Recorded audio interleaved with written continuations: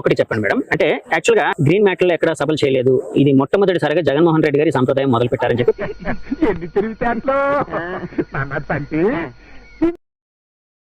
మీరు సిద్ధం అంటున్నారు, వాళ్ళు యుద్ధం అంటున్నారండి. యుద్ధానికి సిద్ధం గెలుస్తుంది, యుద్ధం గెలుస్తుంది. సిద్ధమే గెలుస్తుంది.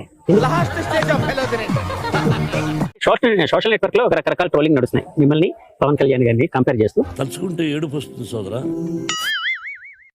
మీరేం చదువుకున్నారు మేడం? మీ నోటి ద్వారా వినాలండి. చెప్పుకోవాలంటే చాలా ఉన్నాయి సార్. నేను డిగ్రీ ఉమెన్స్ కాలేజీ కాకినాడలో చదువుకున్నాను. నా తల్లే. నాగపూర్ యూనివర్సిటీ నుంచి మాస్టర్ ఆఫ్ లా చేశాను. ఇప్పుడు ఎంబీఏ చేస్తున్నాను. లేదు అట్లాగే హిందీలో ప్రాథమిక నుంచి రాష్ట్ర వరకు విశారద అక్కడ వరకు వచ్చాను. యోగా మీద సర్టిఫికెట్స్ తీసుకున్నాను. అందరికీ యోగా కార్యక్రమానికి మీ అందరికీ స్వాగతం.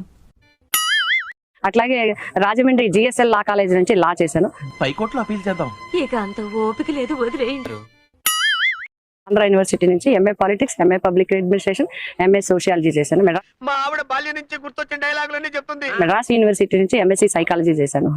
దాన్ని తట్టుకోలేక రెండు చెవులు ఎరిపెక్కి ఆ తర్వాత సాగిపోయినాయండి. ఫైనాన్స్ గానీ, అడ్మినిస్ట్రేషన్ గానీ, లోకల్ ఏరియా గానీ, స్థానిక సంస్థల మీద అబ్బా చెప్పుండ్రా అంటే చెప్తారు గింత పొడు.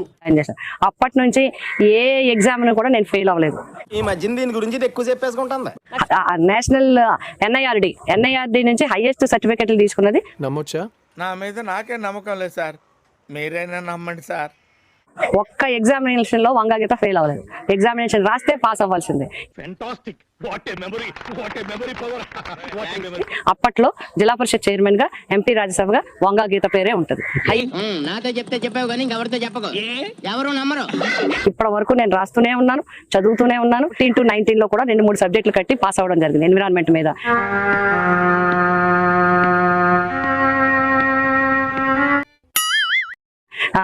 మెడిసిన్స్ మీద, చిల్డ్రన్ మీద, లా మీద, ఇవన్నీ కూడా చేయటం జరిగింది. మీరు ఒక సెమిస్టర్ ఎగ్జామినేషన్స్ రాయడానికి నాకు టైం కుదరలేదు. దాని డాక్యుమెంట్స్ అన్ని కూడా నేను తయారు చేసుకున్నాను.